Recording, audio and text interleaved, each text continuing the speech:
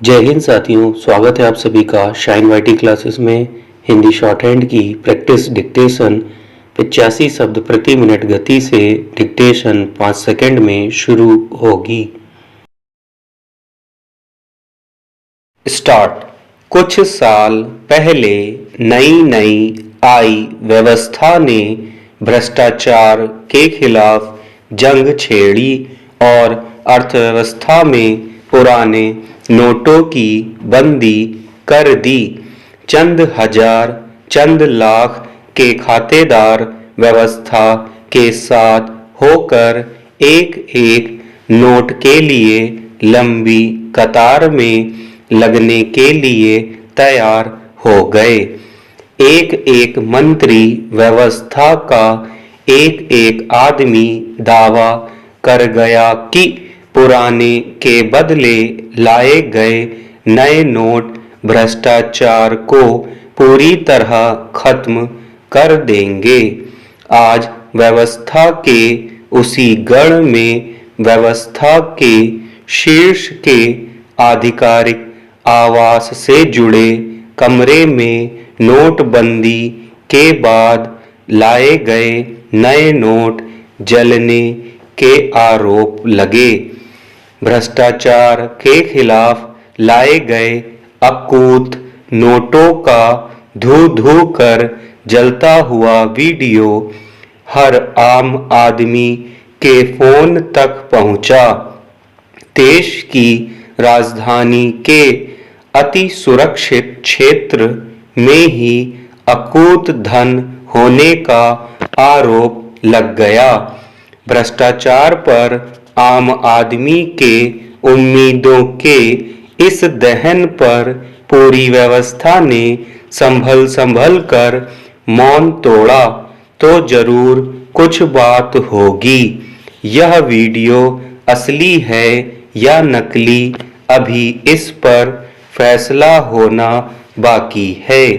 लेकिन आपकी चुप्पी को देखकर आम लोग मायूस हो सकते हैं कि भ्रष्टाचार को लेकर आपकी दिखाई संवेदनशीलता नकली थी।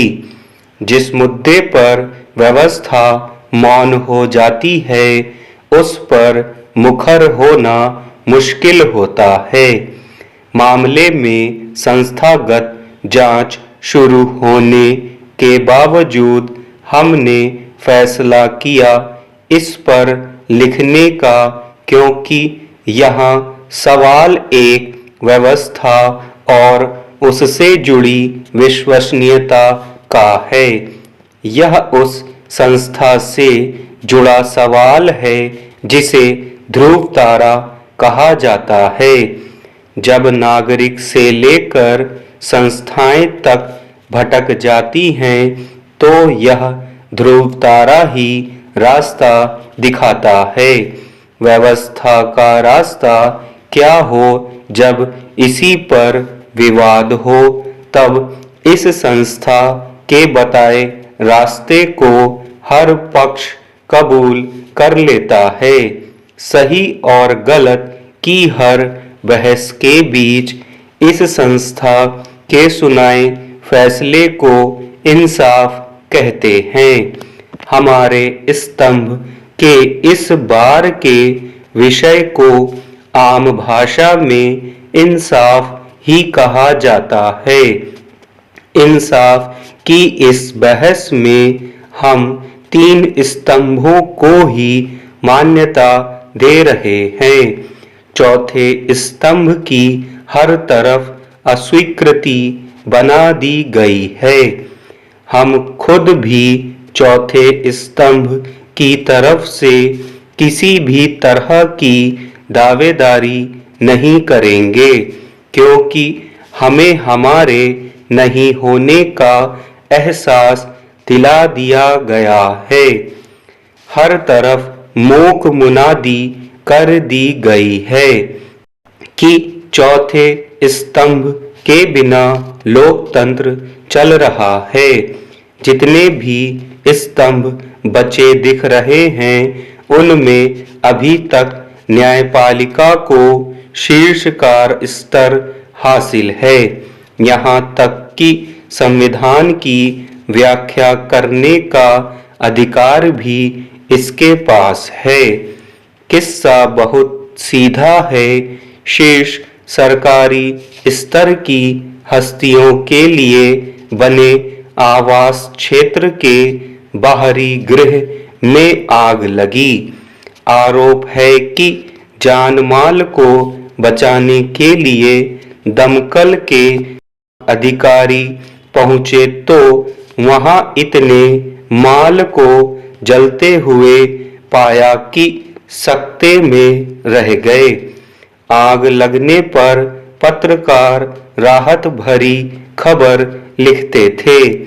किसी भी तरह के जान माल का नुकसान नहीं हुआ।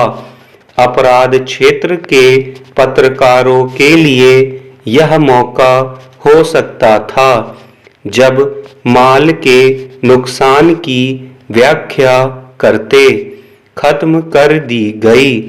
कौम को भला यह मौका क्यों मिलना था? आज जब हर हाथ में कैमरा है तो यह सोचना ही फिजूल है कि कमरे में भरे जलते नोटों का सजीव दृश्य कैद ना किया गया होगा। मोबाइल में नोट दहन को कैद करना इसलिए लाजिम रहा होगा, शायद पहली बार था कि जिस काम को करने के लिए नहीं गए हैं वह दिख रहा था। अभी तक की अफवाह के मुताबिक दमकल ने अपने आगे के विभाग को इसकी सूचना पहुंचाई। हर किसी को अपने शीर्ष से मार्गदर्शन की जरूरत महसूस हो रही थी, क्योंकि जहां कथित रूप से नोट जल रहे थे उस जगह पर देश की न्यायपालिका के एक प्रतीक रहते हैं। इस तरह यह सूचना अदालत तक गई। जिन विभागों से त्वरित रास्ता दिखाने की तवक्को की जाती रही है, आरोप है कि वे कुछ सामने आने के इंतजार में समय बिता रहे थे। जब देश में भ्रष्टाचार की निगाहबानी के नाम पर एक एक पैसे का हिसाब किताब मांग लिया जाता है तो इतने बड़े हादसे के बाद किसी विभाग की तरफ से फौरी हलचल क्यों नहीं हुई? हादसे के स्थल को उसी वक्त सील क्यों नहीं किया गया? लंबे समय तक सबूतों के साथ छेड़खानी की इजाजत क्यों दी गई? न्यायपालिका के नुमाइंदे के आवास क्षेत्र में इतनी बड़ी मात्रा में नकदी पाए जाने के आरोप के बाद संस्थाओं व जनप्रतिनिधियों ने चुप्पी और सुस्ती का रास्ता पकड़ा।